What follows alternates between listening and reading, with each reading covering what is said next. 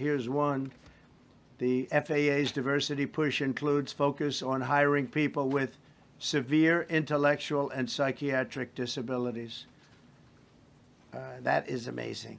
And then it says FAA says people with severe disabilities are most underrepresented segment of the workforce, and they want them in, and they want them, they can be air traffic controllers. Something the president said that I think bears re-emphasizing, which is that when you don't have the best standards in who you're hiring, it means on the one hand, you're not getting the best people in government, but on the other hand, it puts stresses on the people who are already there.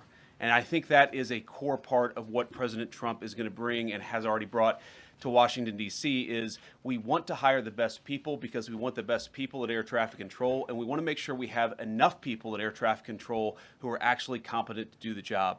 If you go back to just some of the headlines over the past 10 years, you have many hundreds of people suing the government because they would like to be air traffic controllers, but they were turned away because of the color of their skin.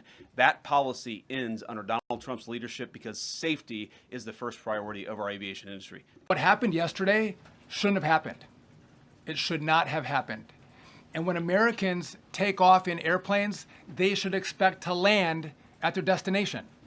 That didn't happen yesterday. That's not acceptable. And so we will not accept excuses.